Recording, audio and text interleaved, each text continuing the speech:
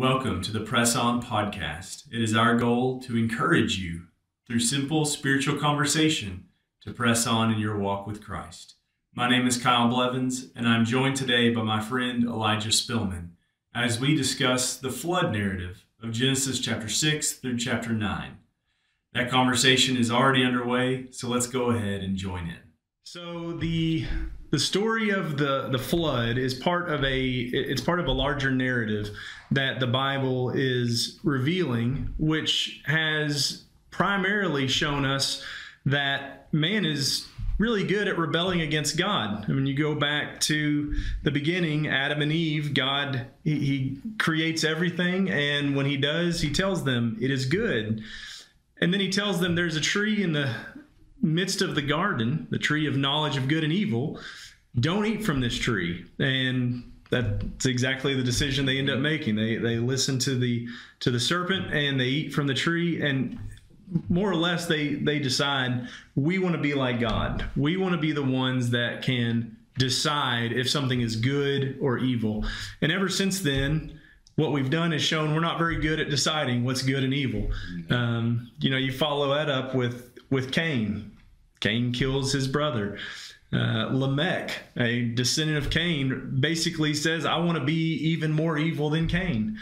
So it's just a continuing picture of rebellion and failure of mankind until you get to Genesis 6. And it seems God looks down on this. He comes to this point where he says, I'm sorry that I've made man.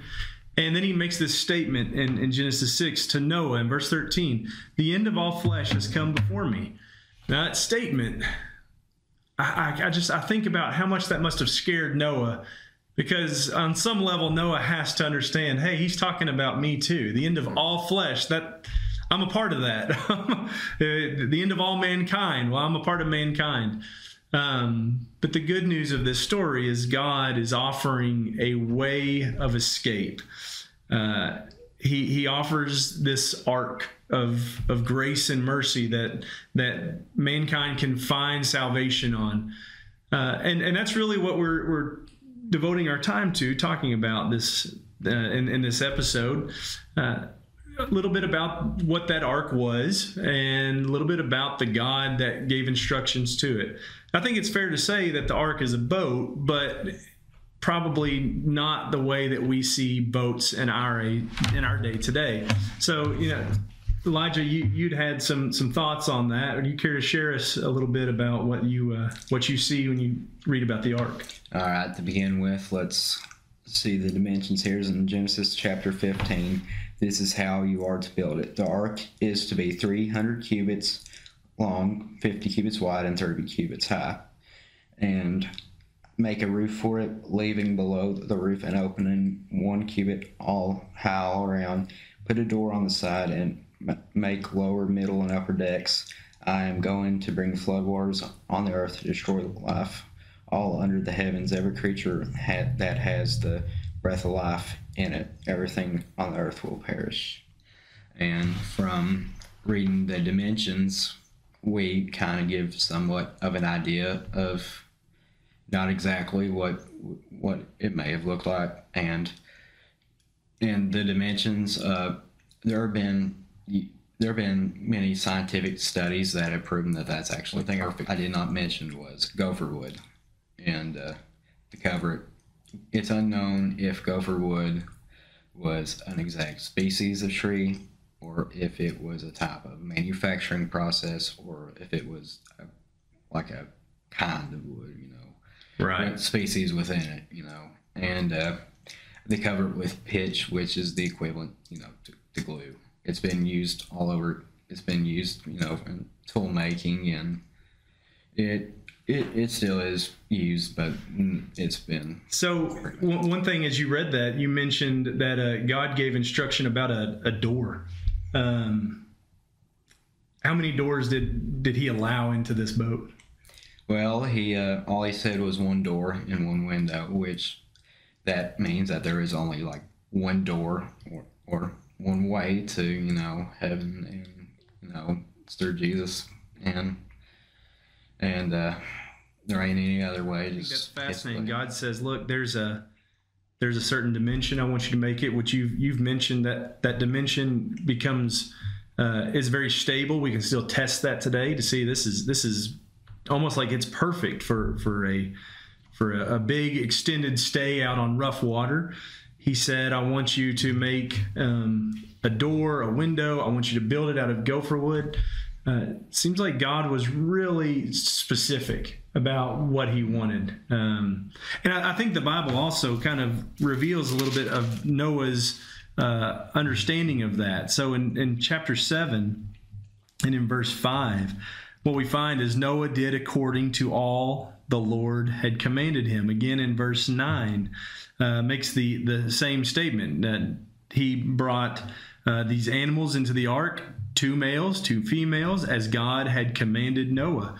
And then verse 16, those that entered, male and female of all flesh, entered as God had commanded him, and the Lord closed it behind him. That even goes back to your point that there's only one way in, and it wasn't up to Noah. He might have been the one telling the world about it, trying to bring people to it, but he couldn't say, well, this guy laughed at me when I said I want to build an ark.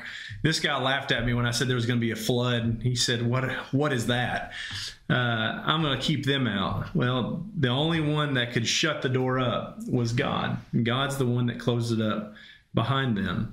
And I think there's a fascinating example we see from Noah to say, I know who God is.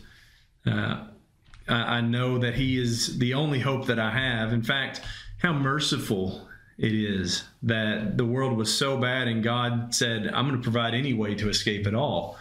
But Noah is trusting in God when he says, okay, exactly how you said to do it, that's how I'm going to do it. That's a picture of trust. That's a picture that I trust your ways. And I think a lot of people have a hard time doing that today, and partly because of stories like the flood. They say, well, how is it possible?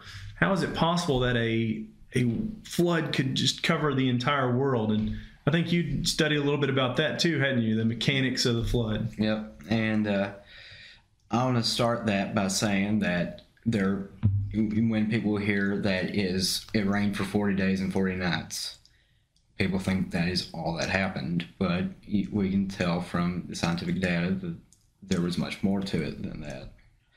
And it speaks of the fountains of the deep bursting forth, and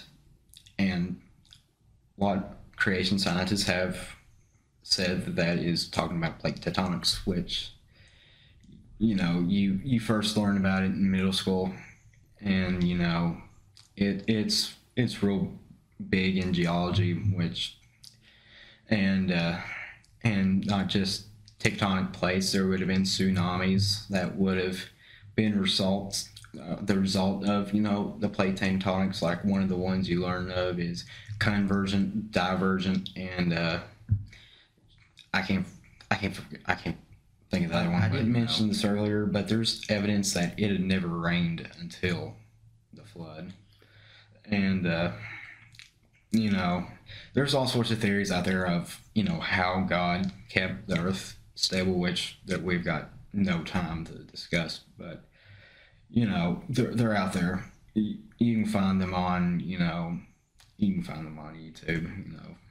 Answers in Genesis and Apologetics. Two things you mentioned. One was the fountains of the great deep. It burst open. At least the way the New American Standard describes it in chapter 7, verse 11. And that happening, so exactly what that is. I think that's a great explanation of it, the tectonic plates moving, creating friction. It would have changed likely the face of the planet. What we see today, where continents and everything are at, very possibly wasn't what it looked like in the days of Noah. Everything was being changed by this great judgment that God was bringing upon the earth at that time. And the ark is his way of escape. The ark is what he's offered to bring mankind through that judgment to a place where they find peace or rest, specifically where they find a covenant. And that's what it describes later, is that God's going to, the flood waters are eventually going to subside. The ark will come to rest at Mount Ararat. And when it does, God enters into this covenant with Noah that is marked by the rainbow. And when we see that, we need to remember that rainbow is a reminder of God's peace. In fact, I've always enjoyed the description that it was, a bow is a warrior's bow. When God put that rainbow in the sky, it was as if he was hanging his bow up. He's not here to battle anymore. And so there's a lot of comfort in that. In fact, as we said, it's part of a larger narrative. Kind of think rebellion has happened. Finally, God cleaned the earth. Everything's been washed clean, and you have Noah, the faithful follower of God, and things are going to get better. But then following that up, we find that things don't get better. You immediately follow that up with this terrible account of Noah he plants a vineyard. He ends up getting drunk in that vineyard, and this account with his son Ham that is just tragic and terrible. What happens, and it really kind of leaves you wondering, when are things ever going to get better?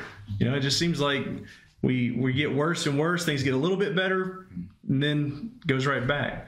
And you even mentioned, as we were talking before, just about the Tower of Babel. That's going to follow this pride and arrogance of mankind. And I think it's really not until Genesis 12 that we get an answer to that. The things are going to get better, and it's going to come through this man, Abram. God's going to make a promise to him that through his lineage, he's going to bring a child. Through his seed, there'll be one who comes that brings a great blessing to the entire earth. And it's through that lineage we see the emergence of Jesus.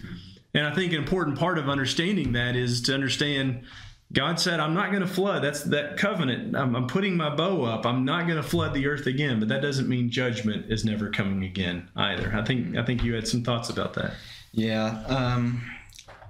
We can tell through the New Testament passages that Jesus will be returning. We don't know when. Only the Father in heaven knows. And this time, the earth is still going to be destroyed.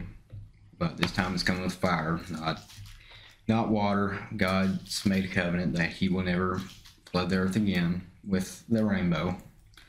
And, Jesus is the only way that we can be ready for this second destruction of the earth, and, through his plan of salvation. And another thing is, you mentioned how after the flood, the earth will never be the same. And, it never was the same before after it. There's the Ice Age would have followed due to, we can get into why later, but,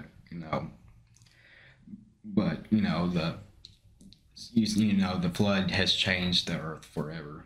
And, we've probably heard of the land of the supercontinent called Pangea, and that was what the earth was like. That was what the continents were like before, the fountains of the deep came, and, and the result of, the shifts in the plates that would have created our current. Yeah. And if, to your point, if it changed the entire world in the flood, when God comes in judgment again, I think we should expect to see a change to the entire world again. He says it won't be with water, but we're told it will be with fire. And so certainly a huge change would be seen in a worldwide fire, if you will. In fact, 2 Thessalonians chapter 1 says, this is a plain indication of God's righteous judgment, so that you will be considered worthy of the kingdom of God, for which indeed you are suffering. For after all, it is only just for God to repay with affliction those who afflict you, and to give relief to you who are afflicted, and to us as well, when the Lord Jesus will be revealed from heaven with his mighty angels in flaming fire, dealing out retribution to those who do not know God, and to those who do not obey the gospel of our Lord Jesus. So in that, it's really interesting. We maybe don't think of that as a flood narrative, but we have a depiction of God's judgment. We have a depiction of God's safety. And he says there's a salvation from this. And we also have an indication that there's a certain way. He says, those who obey, those who listen to the instruction that I've given. And that kind of brings us back to the ark. You know, you mentioned earlier, there's one door. There's only one way in. And I think John chapter 10 really is leaning heavily on that language whenever Jesus talks about being a good shepherd, talks about sheep that are searching out pasture to find better pastures, to find safety. And in John chapter 10, verse 9, Jesus makes this fascinating statement, I am the door. If anyone enters through me, he will be saved, and he will go in and out and find pasture. So Jesus is very much the door that God has offered, the door that is leading to the ark of safety. Jesus is that way that we are going to escape the judgment.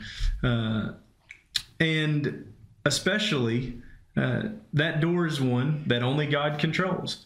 I can't look at somebody in the world and say, well, they don't get to come in through that door. I don't like the way they looked at me. They don't get to come through the door. That door is open to everyone. But, you know, before we got started even recording, you mentioned a great point. One day, God's going to shut the door, just like he did with the flood. And so our responsibility today is just like Noah. We've heard the commandments of God, follow them. I think that is a fantastic place for us to start drawing this narrative to a close. One thing we might mention in closing is Peter, the apostle who followed Jesus for a big portion of his time as he ministered on the earth. He certainly was very close to Jesus, and he certainly learned a thing or two about obeying commands and even not obeying them. But he makes a really great statement in one of his pastoral letters. In 1 Peter chapter 3, he talks about this idea of the ark and of the flood. He says in verse 18, for Christ died for sins once for all, the just for the unjust, so that he might bring us to God, having been put to death in the flesh, but made alive in the spirit. In which also he went and made proclamation to the spirits now in prison, who once were disobedient, when in the patience of God kept waiting in the days of Noah, during the construction of the ark, in which that is 8 persons were brought safely through the water. Corresponding to that, baptism now saves you, not the removal of dirt from the flesh, but an appeal to God for a good conscience through the resurrection of Jesus Christ, who's at the right hand of God, having gone into heaven after angels and authorities and powers had been made subjected to him. So he tells us there is an ark, there is a way into the ark, and we're not talking about escaping a physical flood, just like we're not talking about taking just simply a physical bath. We're talking about having hearts and consciences cleansed by the power of a merciful and grace-filled God who is promising that judgment is coming. As we consider that, I think we should consider how we need to enter through that door.